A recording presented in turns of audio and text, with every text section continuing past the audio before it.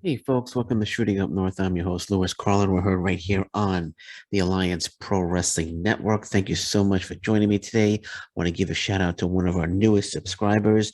Don't be a square peg. Thank you very much. I won't be a square peg, but don't be a square peg. Thank you very much for subscribing to the Alliance Pro Wrestling Network YouTube channel. Once again, don't be a square peg. Thank you for subscribing, and everybody take that message. Don't be a square peg. Okay, thank you very much. Okay, Will Ospreay, we heard after Fightland. I'm going to talk about Fightland in a bit. Um, but we heard during Fightland on MLW Embedded, Alicia Atout made the announcement that Will Ospreay will be making his MLW debut. So here's a little bit of information on that. It says currently Ospreay is the undisputed British heavyweight champion of Revolution Pro Wrestling. He's not the IWGP heavyweight champion. Shingo Takagi is the IWGP heavyweight champion. I know some people on social media were calling him the IWGP heavyweight champion. He's a self-proclaimed IWGP heavyweight champion. He had to relinquish the title due to a neck injury, and the belt was won by Shingo Takagi. So Shingo Takagi is the current IWGP heavyweight champion. A little storyline going on here in the States where Ospreay has chosen to wrestle for New Japan Pro Wrestling Strong, that he's the real IWGP heavyweight champion, so he has another belt. But let's not get confused. Shingo Takagi is the IWGP heavyweight champion. But it says earlier this year it was noted that MLW selected Rev Pro and Dragon Gate Pro Wrestling as part of their championship committee. It's interesting to find out if Rev Pro wanted Ospreay to represent their brand and their half of the current deal with MLW. It says Will Ospreay will be a part of MLW's next tapings on Saturday, November 6th at the 2300 Arena in Philadelphia. So Will Ospreay will be a part of the next MLW tapings at the 2300 aka ECW Arena in Philadelphia. So let's not get all confused here, because I did see on social media people saying that MLW has signed Will Ospreay. There's no way MLW has signed Will Ospreay. Will Ospreay is signed to New Japan Pro Wrestling. This is probably just going to be a one-off appearance. I don't even know if he's going to be representing New Japan Pro Wrestling. I know Alicia Atout didn't make mention of the IWGP Heavyweight Championship during MLW Embedded, but it seems here he might just be representing Rev Pro. Don't know. There has been some working agreements between MLW and New Japan Pro Wrestling. We've seen TJP, we've seen Tom Lawler working for New Japan Pro Wrestling Strong. I don't know if it's a working agreement or if they're just not exclusive to MLW. But Rocky Romero, also New Japan Pro Wrestling, has worked for MLW. So there's a little connection there between the two. So will he be representing New Japan Pro Wrestling? I'm not sure. We'll see. But he hasn't signed with MLW. There's no way he's signing with MLW. That's number one. Like I said, he's signed to works for Revolution Pro Wrestling, where he's the undisputed British heavyweight champion, and of course he works for New Japan Pro Wrestling, working in New Japan Pro Wrestling Strong here in the States. But it'll be interesting to see. Interesting to see November 6th. I'm thinking he's going to have one, maybe two matches during these tapings, and I think that's going to be it. I don't think we'll see Will Ospreay back in MLW. Although I could be wrong, but I'm just thinking it's going to be a Forbidden Door type appearance. Like I said, even one or two appearances.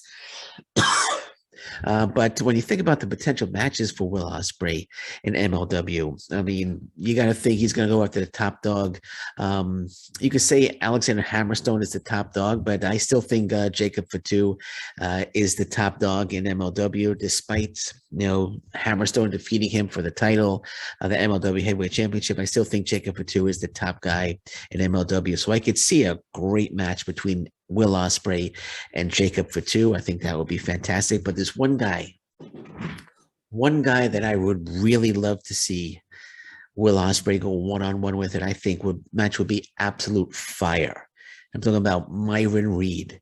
That would be Will Ospreay versus Myron Reed would be just absolutely tremendous. It will be a high-flying, fast-paced fantastic match. And Court Bauer should just say, all right, guys, get in the ring and do whatever you got to do.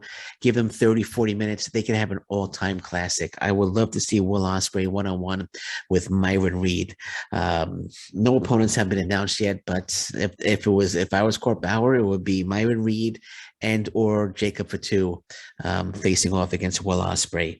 Again, this is I really doubt it's going to be a long-term thing, but it's very interesting that MLW was able to land Will Ospreay again and have Will Ospreay make I don't want to say land, they haven't signed him, but it's very interesting that they were able to get an appearance from Will Ospreay. Makes me think now, why is Will Ospreay not appearing in Impact Wrestling? Not taking anything away from MLW. MLW is they're doing great things.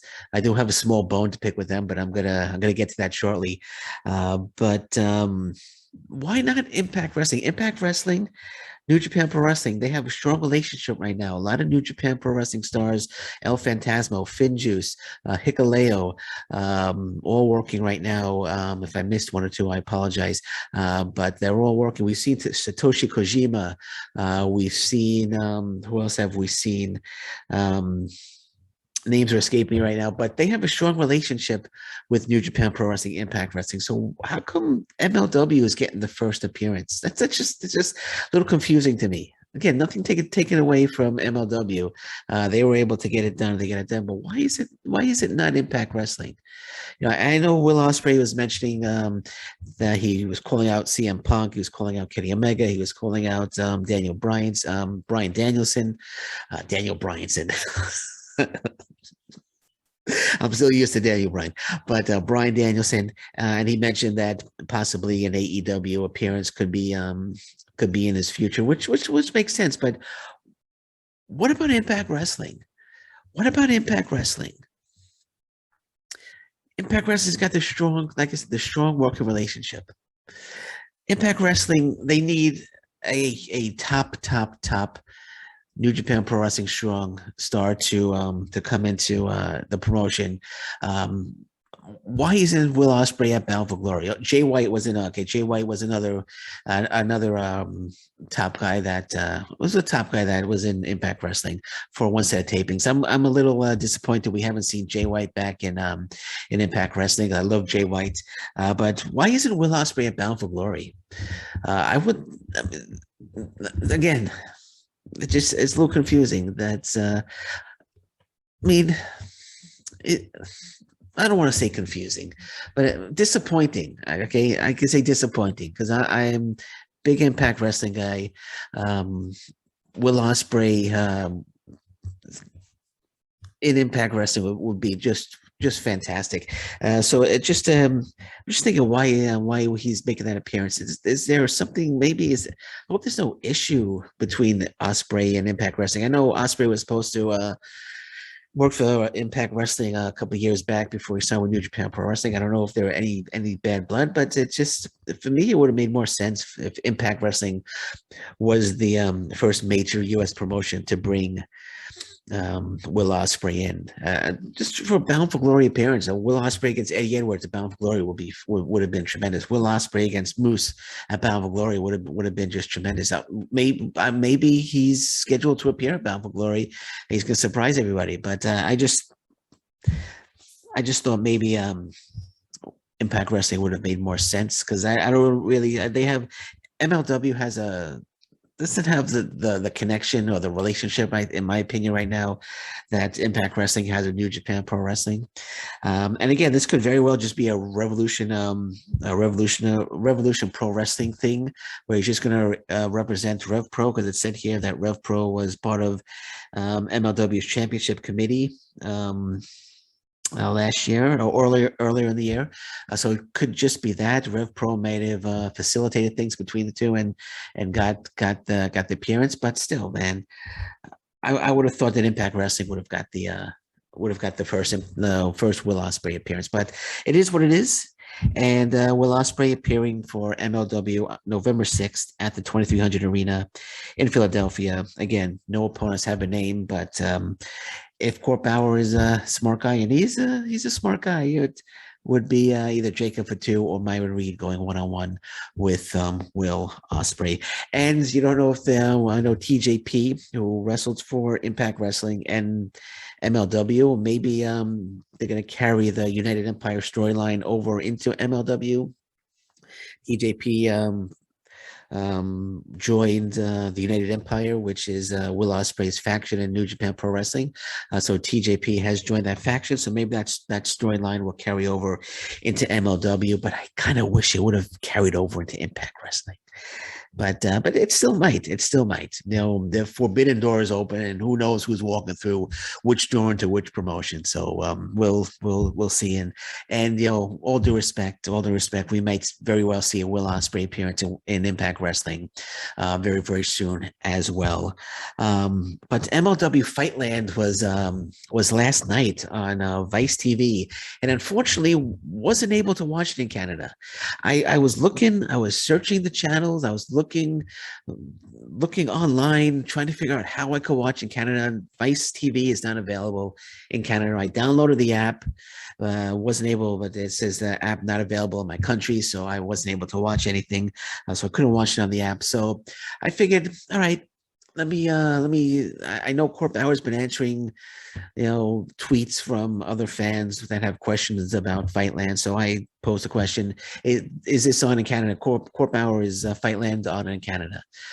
This was about a week ago. Didn't get a response. A couple of days ago, didn't get a response. Okay, I'm fine. He's busy. He's getting a lot of questions. So I asked him again. He tweeted something else, you know, promoting Fightland. So I said, how can we watch in Canada? And I was like, you know, I really want to watch it. I'm a big MLW fan, really want to watch Canada. How can we watch in Canada, Court? Again, no answer.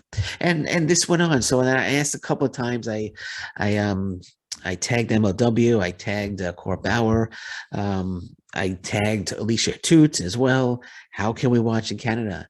And couldn't get an answer. And then it started getting a little frustrating because I'm a huge MLW fan. I love MLW.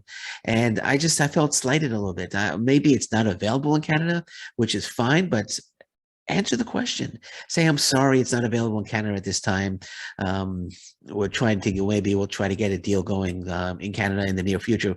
I would have accepted that, but don't ignore me, right? I don't want to sound like I'm a child or I'm whining or anything, but I don't like to be ignored.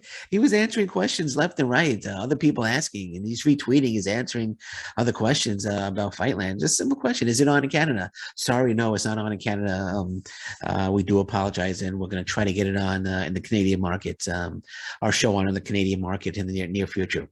Fine, okay, but there aren't too many. There's no Canadian talent in MLW, and they don't like to answer Canadian questions. Okay, there we go. Gonna leave it at that. I still have love for MLW. I think MLW is a great promotion. I think Corp Bauer does a fantastic job with the talent that he brings in.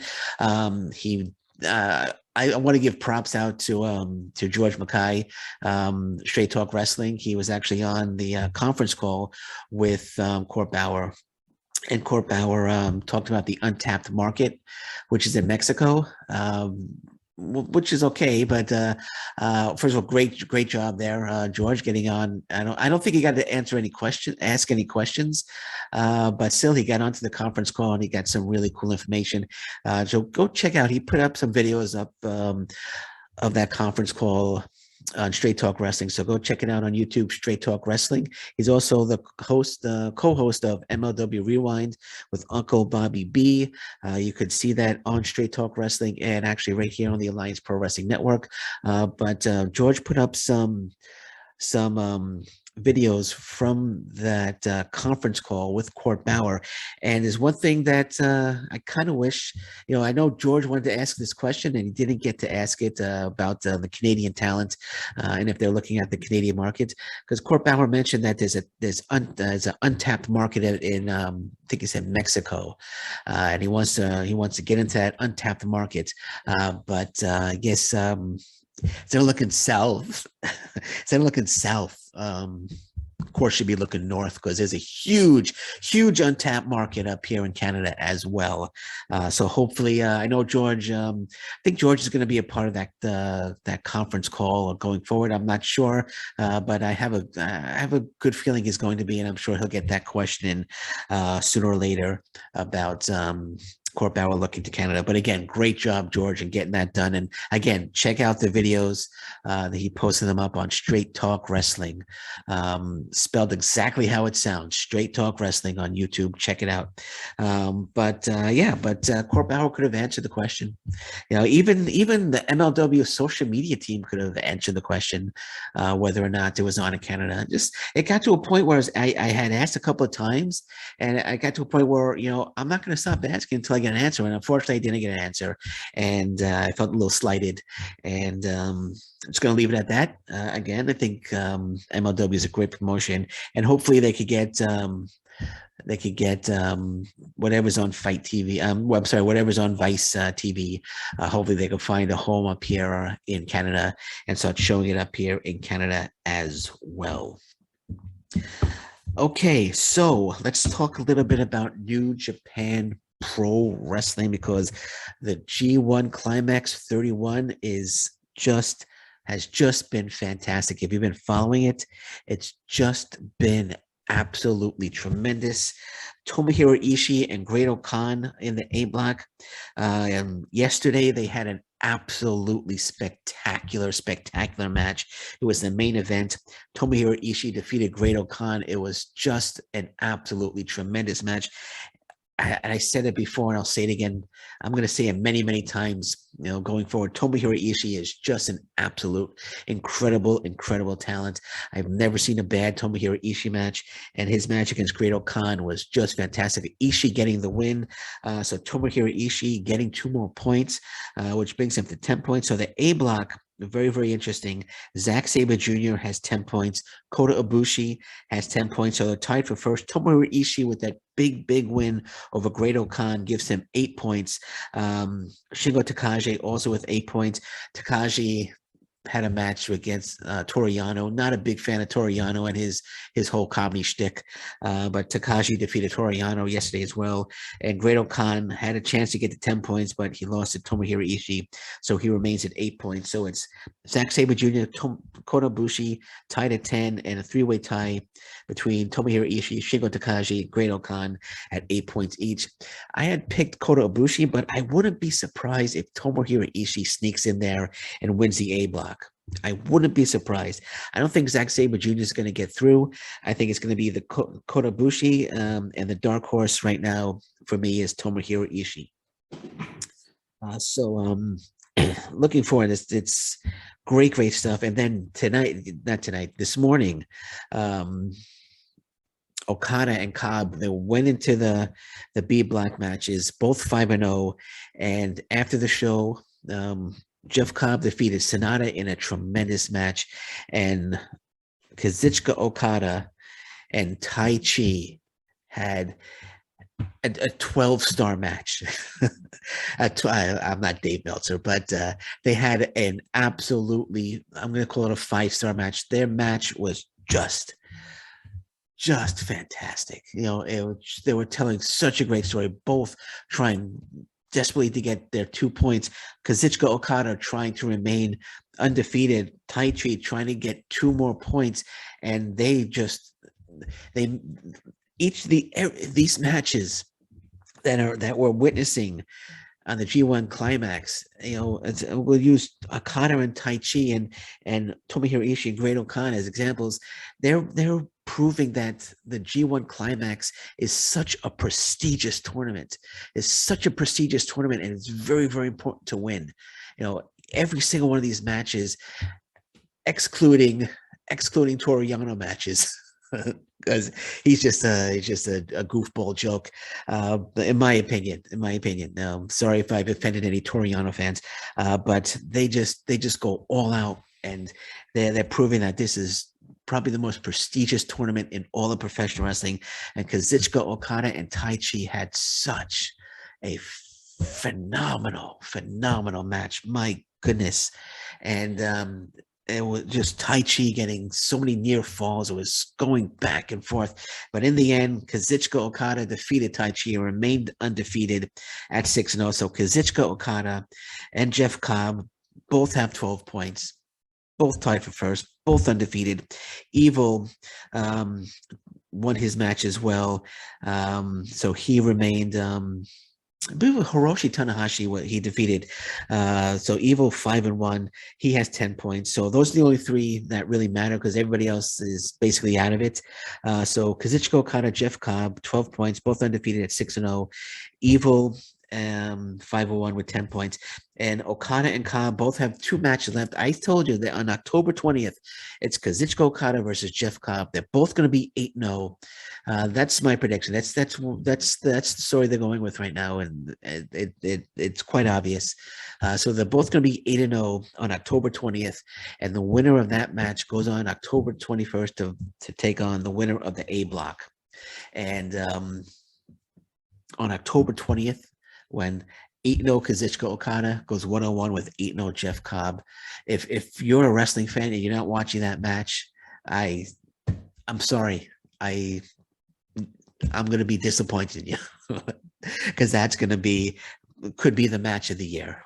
And I'm looking forward to that as well. So just thinking about the match this morning with Okada and Tai Chi was just out of this world. Fantastic. So let's tomorrow, another big show, New Japan Pro Wrestling. It's going to be the A block tomorrow. Here are the matches. New Japan Pro Wrestling World. So we start with a tag team match, Kosei Fujita and Rohi Oiwa. If I pronounced them wrong, I apologize. I'm still learning their names. They are the new Young Lions taking on Yoshinobu Kanemaru and El Desperado. And then special singles match. It would have been Tomohiro Ishii against Tetsuya Naito, but Tetsuya Naito had to bow out of the G1 Climax. So a special singles match, Tomohiro Ishii 1-on-1 with Hiromu Takahashi, which should be just an absolutely fantastic match. And then we get into the G1 Climax matches, Zack Sabre Jr. against Kenta. I think Kenta's going to get a win over Zack Sabre Jr. I think Kota Ibushi is going to go ahead. But we'll get to Kota Ibushi's match in a second. So Zack Sabre Jr. against Kenta, which should be a great one.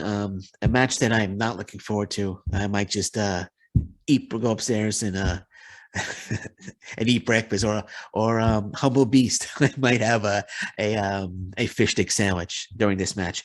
Toru Yano against Yujiro Takahashi. Okay, whoever wins. They're both out of it. Who cares? Shingo Takahashi against Tanga Loa should be a great one there. And Kota Ibushi 1-on-1 against the Great Okan. That's going to be an interesting match. I think Okada's going to win. I think Ibushi's going to win, and he's going to go up to 12 points. And I think Zack Sabre Jr. is going to lose to Kenta. And I think Kenta is going to defeat Zack Sabre Jr. I think Zack Sabre Jr. will remain at 10 and Kota Ibushi get to 12. I'm just trying to think, did I miss? I just want to see one thing. I want to see how many points Kenta has. He might have 8 points as well. Let's take a quick look here at Kenta. How many points Kenta has? Let me just pull up Kenta here for a second. Kenta. Give me 1 second. I apologize. Just gonna find a Kenta match. 4th. There should be Kenta here. I think he has 8 points too, if I'm not mistaken. Yes, I'm sorry. Kenta has 8 points as well. So I think Kenta is in the mix as well. So Tomohiro Ishii, Shingo Takahashi, Great Okan, and Kenta all have 8 points. And that's why I think Kenta is going to defeat Zack Sabre Jr. And I think Kota Ibushi is going to go ahead. I have a feeling it's going to be I think it's going to be Okada and Ibushi, but again, I could be wrong. They could be going with Cobb. We might see Cobb against Ishii, which would be a tremendous match as well. So it's hard to call it right now. But we're in for some great matches coming up in the G1, and I'm looking forward to tomorrow's show as well. Let's find the next B block.